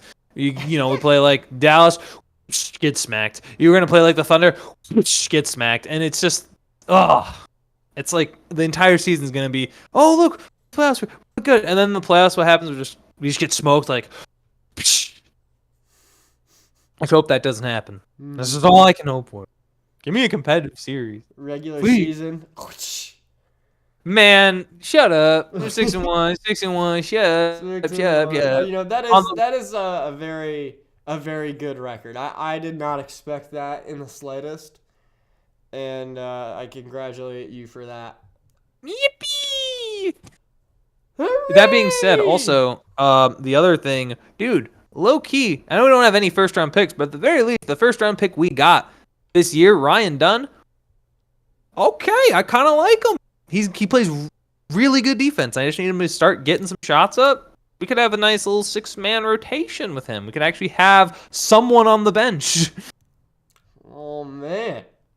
Yeah, I know, dude. I know. What pick did y'all take him with? I'm not familiar with this. I think it was guy. He was out of Virginia. He was like the 28th. I think he was the 28th pick we took him, but he looks pretty good on defense. That's basically the main reason we got him, and he's good so far. And he's 21 years old. He's giving me like a little young. He's not as lanky. He doesn't remind me as much of Mikal in terms of just like looking at him, but he keeps playing the way he is. He's gonna start reminding me of Mikal played in Phoenix. Starting to like this kid, I don't like this guy. And then Bradley Beal, like when I watched against Philadelphia, he actually looked a little energized. Like he actually looked like he put up points and not be a complete waste of salary. Like if the vision of the Suns actually goes the way it was intended to go, I'm not counting us out yet. Not yet. There's still opportunity here. There's still very much opportunity. Especially with a 6-1 start, you can't really argue with a good start to the season. Roster is pretty wild. Well, we still have like KD, Book, Beal's still viable, right? We've got Grayson Allen's not bad. He played really well last year. That's why we gave him that contract extension. So not bad, all things considered. Indeed. I'm excited. When do the Knicks play the Suns? I was actually looking at that at one point. I just got to double check because I was like, dang, when do they play? And I believe they play like in April 6th. They play at the very end of the year at the Garden. That was the one I was looking at. It'd be April 6th. Very end of the year. Tickets are as low right now. Tickets. Oh shoot, I read that wrong. I was gonna say I thought they were 15. Tickets low as 15. It's actually 115. That's actually still pretty good for a game at the Garden. Yeah, especially in the end of the year. Maybe there's a chance. I think once I'm in Philly, I am gonna be frequenting the Garden. I'm gonna be frequenting the Garden, but even more so, I think, or equally as much, every time the Knicks come to town. Oh my God, you bet your bottom dollar I will be going to the Wells Fargo Center, donning my Kevin Knox jersey. Oh my gosh. And I Dude, will be that'll be yapping exciting. my ass off. Oh, let me see when do they play? Do they play the 76ers at all? They have to at some Oh point, right? yeah, yeah, we must. I think we play Oh, them four not until times a year. what? Where? Oh, well, this must be early then, because I don't see them towards the end all that much. What on They earth? Wow, my what hair on looks earth, goofy as dude? shit. The Whoa. last time they played the Sixers is January 6th. January Yo, 6th. no fucking way. What? No Oh, way, dude. it's a sign. All right. So are you ready for? Are you? I was satisfied with the NBA talk. Are you ready for the Josh Hart game? Oh, born ready. Go ahead. Next slide, baby. Let's So do next slide. this. Those who are unfamiliar, welcome to the Josh Hart game, where I give Taff a random player, and he has to tell me if he thinks he'd rather have Josh Hart or the player I've selected. No way! No way! Yippee! Let's go! The Josh Hart. We need an applause meter, like the crowd going crazy. Like what? Yeah. Like when like a special guest shows up on a sitcom. That's what it is. Okay. So the way this has worked, let me make sure I have this all correct. I believe I have 1, 2, 3, 4, 5, 6, 7. I have 7 players. The first 3, I believe, so I took these from NBA ESPN rankings. And normally, I pretty much don't agree with any of those rankings. However, this is just for like a scale, so we kind of have something. First 3 players are going to be kind of in Josh Hart realms. Where you cut And out kind then of in Josh Hart's realm. okay, we'll give him in Josh Hart's realm. Yeah, so like Josh Hart, kind of in the realm of how roughly good Josh Hart actually is. So we have like a baseline there. We have and then the next 3, it'll get like better. Generally speaking, guys that are better, and then we'll have one crazy insane player for the end to see if Taft still picks Josh Hart. Let's start. Let's First go. one up is Josh Hart. Would Taft take Josh Hart, or would he take? Hold on. Contavious Caldwell Pope. Oh, this isn't even a question, dude. Not even a question. Contavious Caldwell Pope? This is disrespectful, bro. Contavious Caldwell Pope is he's like today's Courtney Lee. Solid 3-and-D guy, but he's not a Swiss Army knife. He can't play defense like Josh Hart. He doesn't hustle like Josh Hart. He's not a locker room guy like Josh Hart.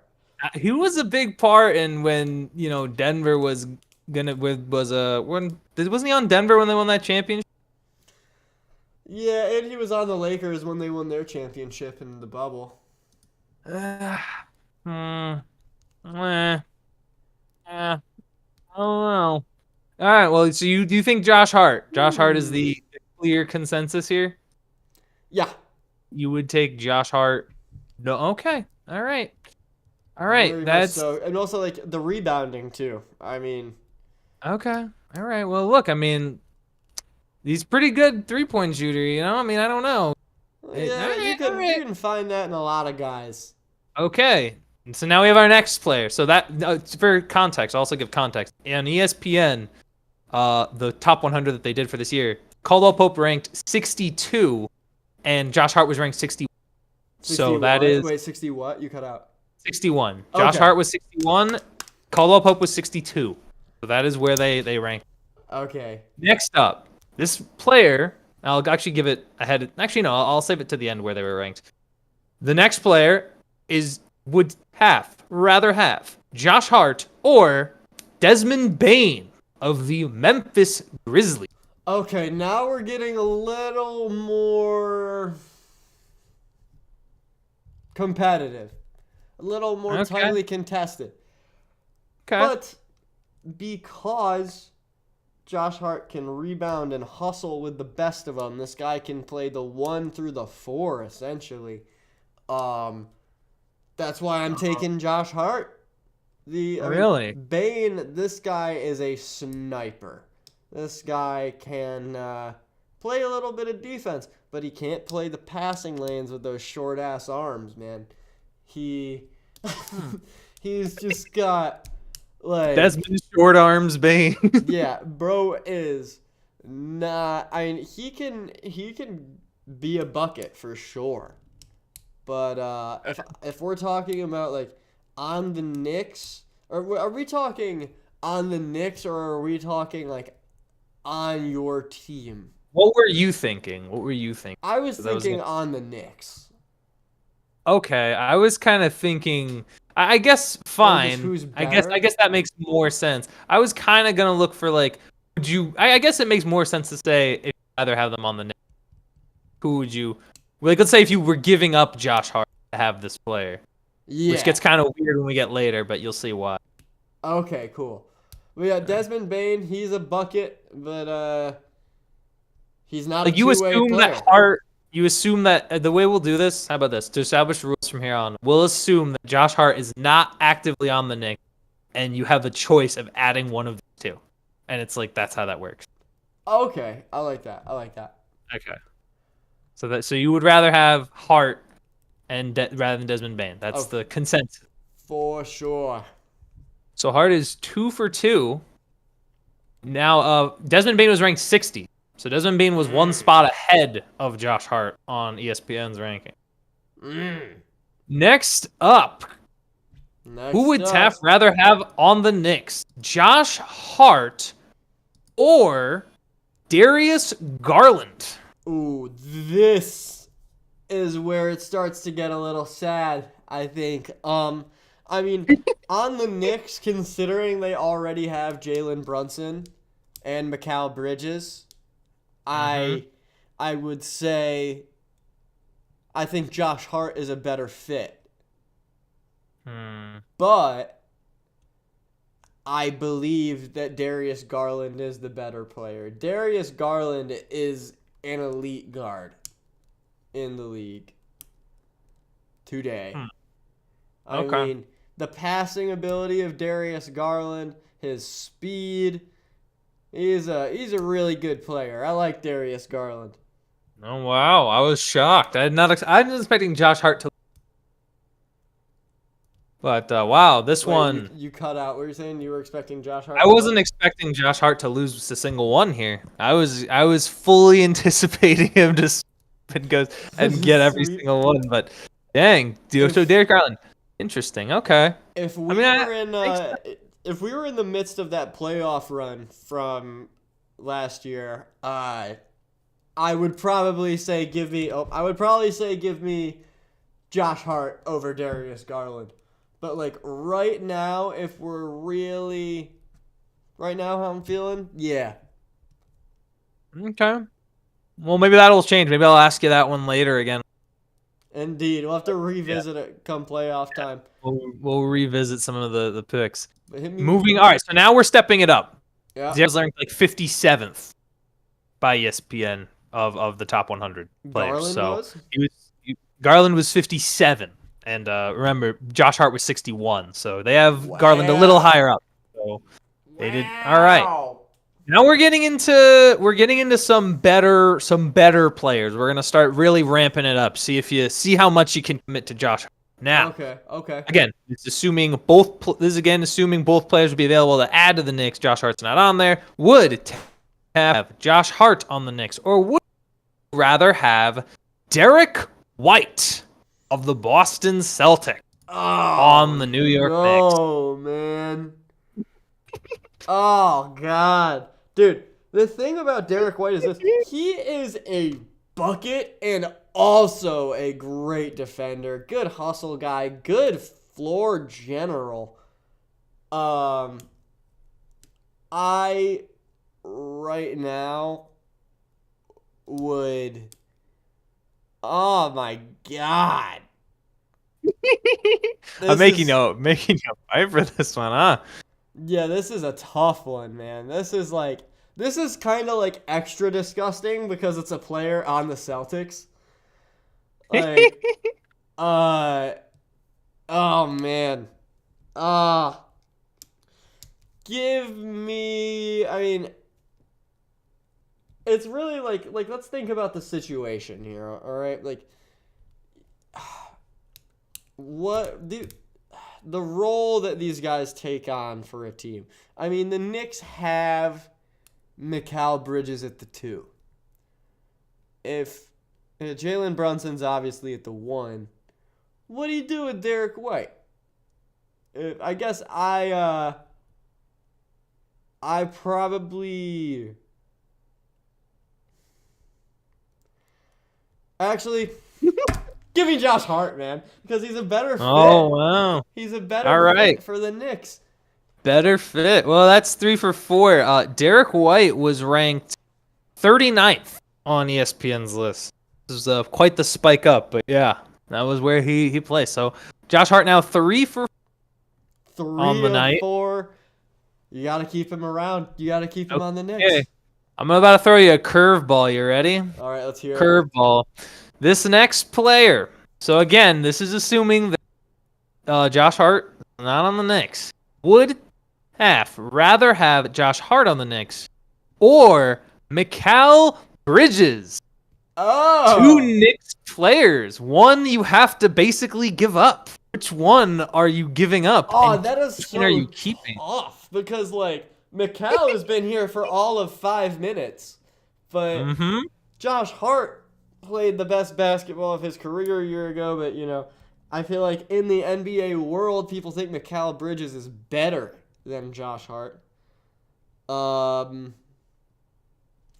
I think from a organizational standpoint, you might need to get rid of Josh Hart if you had to get rid of one of them. Like, say you were told that they just don't get along anymore. I think I'm getting rid of Josh Hart, but that would be such a sad day. Oh man, it's like when Thanos sacrifices Gamora in Avengers. Like, I'm sorry, and he just throws Josh Hart off a cliff. Yeah, that would break my heart. I would be in tears. Is that who it is? Is that the final verdict? You're moving off Josh Hart to get Mikal Bridges? Or? I think so, just because Josh Hart is a great utility guy. He's like a glue guy, but Mikal Bridges can really put the ball on the floor and create his own offense when you ask him to. He can do that. And also he's a great defender, just as good a defender as Hart. All right, oh, fair enough. I mean, that's all valid. Indeed. I'm not happy about it, but that's how it's got to be. Josh Hart 3 for 5, 2 chances, still has a chance to have still a couple more chances here. 3 of 5. So, we're looking at, he's got 2 more chances above 500 on this podcast episode of the Josh Hart. Can Josh Hart get a passing grade? Yeah. Can he get above 500? Right now, by the way, Bridges was 38, so he was one spot ahead of Derek White. Bridges was 38. Wow, okay. Yep. All right, here it is. Now this thing. I feel like this will be a fascinating answer, but here coming in, would Taff rather have Josh Hart, or would you rather have Jimmy Butler? Ooh. Give me Josh Hart, man. Wow, that was quick. Jimmy Butler is a locker room cancer a little bit, I think. Also, Jimmy Butler is just getting old, man. Yeah, he can play. He is 35. He can play his head off, but imagine him and Jalen Brunson trying to make something work, or imagine him and Mikal Bridges trying to coexist on the basketball court. I don't think it would work. Yeah, I think he's just a little bit of a jerk. He wants to Jimmy Butler, certified jerk. And he would kind of mess up the chemistry among the Knicks, I think. Also, hey man, I don't disagree. I think you get more per dollar value with Josh Hart. I think at this point, Jimmy Butler has the superstar title next to his name, but I don't think it's he's one of the weaker ones. Interesting. Indeed. I mean, yeah, I agree. I do agree in that regard. Jimmy, he was ranked 28th. They had him at 28, ESPN did. That's honestly surprising for ESPN. I thought they would have him higher. All right. Well, 4 of 6. Now can he shoot 5 of 7? This is the one that is man. up there. This one's a top 20. I'll give you that much, but I'm not going to give you the exact number. Player's going to be in the top 20. So this is the final one. Let's hear it. Taff, you rather have the New York Knicks, Josh Hart, or Devin Booker? Oh man. What is the choice? What is your choice, my friend? I think I gotta go Devin Booker, man. He's just. I mean, imagine a lineup of Brunson, Booker, Bridges, Anunoby, small ball lineup, and then you have Cat at the 5. That would be crazy. That would be pretty nuts. The shooting of Booker, yeah, that would be a super team. I mean, sometimes we would get bullied. Like, I don't know what the hell we would do if we had to play against Giannis. Or, like anybody with like a really tall, athletic power forward. Because, Anunoby at the 4 or Bridges at the 4 would just seem totally idiotic. But I think we could make that work. Yeah. All right. All right. Interesting data we have collected. So Indeed. Josh Hart ranks on Taft's list ahead of Kentavious Caldwell. He'd rather have him over KCP. Rather have him over Desmond Bane. You said over. What did you say? You said over Derek White? Or no? You took Derek White. I took Derek White. Yeah. But Yeah. actually, So you took Derek White. Now that I'm thinking about it, Oh, is he changing his pick? Josh Hart is a better fit on the Knicks than Derek White, I think. Because we already have. I mean, Derek White isn't going to want to come off the bench, man.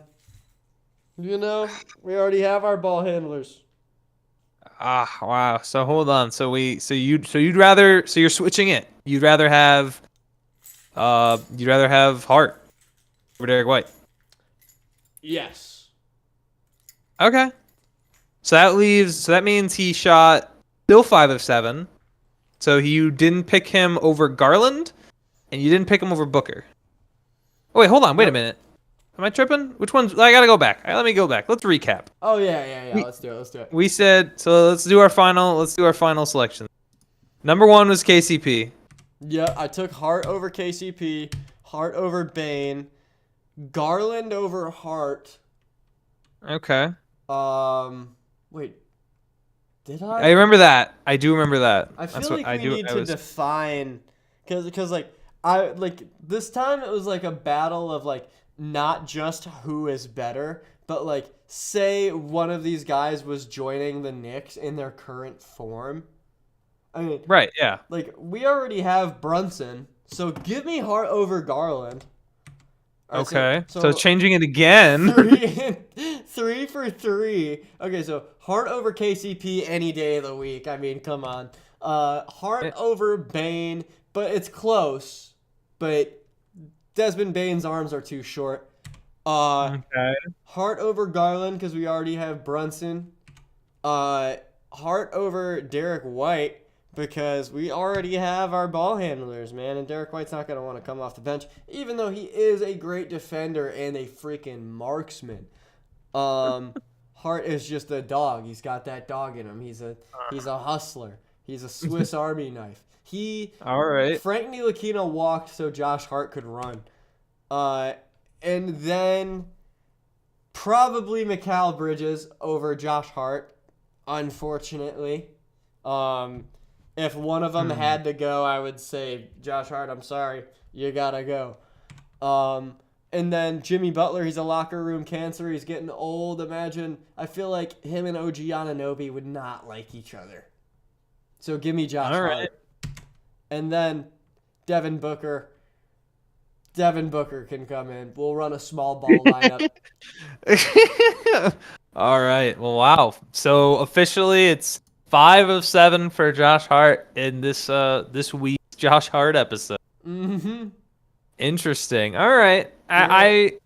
I tend to agree. I feel like I agreed with most of those. I would have probably taken Derek White, but that's neither here nor there. Yeah, I think it's just a little extra personal because he's on the Celtics. Yeah, it's the hatred. It's the boy. I noticed that you took the former slash current Suns players. Just something to note.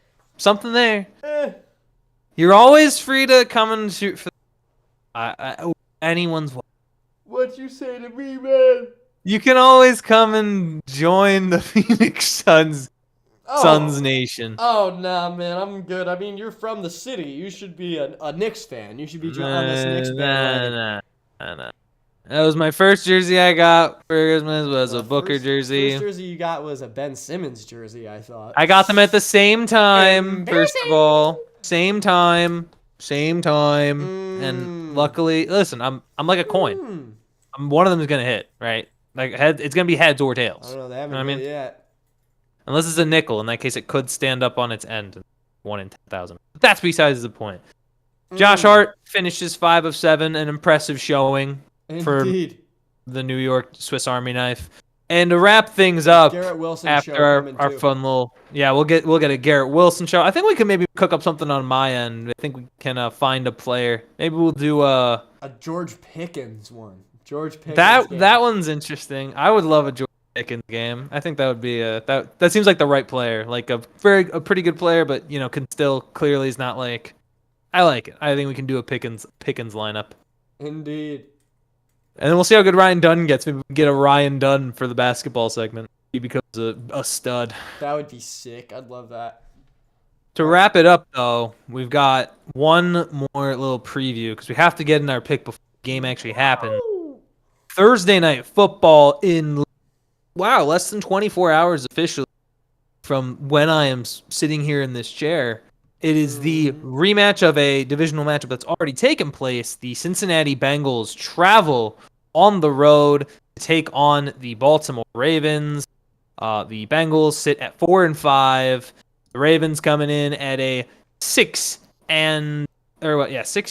Yeah, we're looking at 6-3 here for Baltimore. This is a big game. I think this is a big division rivalry because for Baltimore you're looking for the sweep. For Cincinnati, you're trying to get back up to 500. I mean, they've been chasing every single time to get back there, and they just keep coming up just short. It's like they're fighting to stay alive. It's like the Bengals remind me of, I don't know, they're just barely treading water, and they're really tired. Well, they beat the Raiders. They pile drive to the Raiders. I think Trey Hendrickson 4 sacks. We saw what was it? We saw the Bengals just score. Jamar Chasen get in the end zone, but Mike Gesicki had a dominant day. Mike Gesicki did have a huge day. They're starting tight end. People are saying, I know people were early saying that Zach Taylor game. What? You cut out. Zach Taylor's in the hot seat. People were saying that. Oh, I don't believe. I don't believe that anymore. I never bought into it to begin with, personally, just because I don't think the offense was still good. It took one game, but after one game, the offense was good again. It's just they're not super athletic defensive, right? And I still think that they have a top quarterback. They'll still be in this game. This game will be competitive, just like the last one.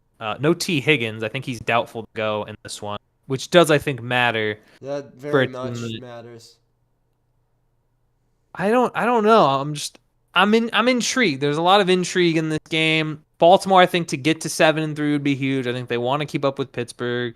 They still haven't played them yet, so that'll be like Pittsburgh's real first test when they start getting through their divisional games. But I mean, Lamar Jackson's playing like an MVP candidate, like probably the leader of the MVP right now. Maybe Josh Allen, the only one who's close there. Mm-hmm. Derrick Henry has been. I mean, he's been great. He's scored a 100th career rushing touchdown. I don't know how people let him go there. They've added Deontay Johnson. They've added Tre'Davious White. And then on Cincinnati's end, they just traded for the Bears running back Khalil Herbert. So they have a little bit more running back depth. I don't know if he's going to play. I don't know if Tre'Davious will play this game. But this is an intriguing one. I think Cincinnati, at some point, like if they can't keep going down this road and saying, oh, just below 500. At some point, you've got to turn around. You've got to get rallied. It's this one's interesting. This one's very interesting. Well, based off everything you just said, I think the Ravens are gonna cook, man. I kind of think so too. But again, every it's weird just thinking maybe Cincinnati does finally win. I don't know. I don't think Weird. so. I mean, every time that Cincinnati has had the opportunity to get back up to 500 this year, they have goofed it up against worse teams. The Ravens just added a bunch of new talent. Hey, this is an example of Squidward in the gated community syndrome. Take notes. How? Because they just added a new set of talent to their team. It's a new dimension to the life of this Baltimore Ravens franchise. So you add trades Deontay count Johnson, too? you add Tre'Davious White. Yeah, any addition of talent, I think. Huh. But I mean, I guess maybe this isn't. It's iffy. You can put an asterisk next to it because the Ravens weren't doing bad before these trades. Yeah, I mean they've been one of they're probably still like a top 5 team overall. Yeah. So maybe it's a very light Squidward in the gated community syndrome. But I still think the Ravens are gonna kill him, man. No T. Higgins, and if he does play, he's still dealing with that injury. And the Ravens just added all that defensive and offensive talent. Well, it's just Deontay and Tre'Davious White, but yeah. I mean, Khalil Herbert gets added for the Bengals. It's like, What does that do? exactly. By that logic, then, wait, hold on. So if the trade does pan out, if Squidward in the gated community syndrome does work, that means that Jonathan Mingo is in day for the Dallas Cowboys this coming weekend. Wait, Jonathan Mingo is going to have a day, you said? Yeah, he's gonna have to have a day I like if it. the gated community syndrome is true to its word. Jonathan Mingo, Or a gated I like it. You're in the gated To score a community touchdown. syndrome. They're playing the Falcons this week, right? Maybe does that make the trifecta? We put It like an might. even spicier version. Yeah, it's like the regular McChicken and then the spicy McChicken. You have your regular touchdown trifecta and then the spicy touchdown trifecta. Oh my gosh. Fair enough. We'll get a Jonathan little Mingo spice. to score a touchdown. It's a lock. All right. Well, I agree. I do agree with that. I guess I gotta roll Baltimore because Cincinnati continuously has not proven themselves. Ravens would have to be the pick then for me. Indeed. Take them. In my head, that's what the Ravens. That's what I think. I think the Ravens are gonna win. But I will, with my heart, be rooting for Joe Burrow and the Bengals tomorrow night. Because those Bengals, man, they deserve to catch a break, man. Maybe they're just bad, but I don't know. It's frustrating. I'm not even a Bengals In my fan. heart of hearts, I hope that the Bengals win too, because then we'll be back up 2 games in the division. It'll be great. It'll be awesome. We'll be up 2 games with a chance to go up 2 games rather. We'd have a chance to go up 2 games if we can get by Washington. That would be huge for the Pittsburgh Steelers. But should be a good matchup overall. Indeed, I will be watching. I will be watching as well. Hope you guys are all watching. I hope you all I think that was it though. That's the last thing we need to cover. We got Indeed, a nice Thursday night football review to wrap it up. Indeed, it ran for almost exactly 2 hours. So, Yeah, all right, look thank at you guys that. for watching. This has been episode 8 of the Primetime Podcast. We're here every Tuesday/Wednesday and on Sunday mornings for the pregame show. So if you like the sound of that, drop a follow if you're feeling it. It's totally free, really helps us out. And we have been going bananas on Instagram with meme content and stuff. So check us out over there, Primetime with Taff and Phil. All of the links to our social media is in our Twitch account page. So check it out. Also, there's a Discord where we're Should be in that all link cooler down and there. stuff. We're actually talking in it right now. If you join the Discord, Yeah. you can come crash You can our come give a Discord hot call. take. Yeah, You can come give you some hot takes, dude. I think exactly. I'm gonna have to include a crazy hot take segment. 1 hot take a day keeps the doctor away. Ooh, as they say. Is this gonna be on the Instagram? I don't know. We could do it. We can do well. We'll figure it out. That's what we do. We figure things out. Or are you talking like a podcast segment? It could be anything. It could be anything, but I'll see. Well, we'll see what it transpires to. Indeed, I like it. I'll have to think of some hot takes. But alrighty, thank you for watching. Find us across the internet. We're putting out bangers. Alrighty. And yeah, have a splendid night.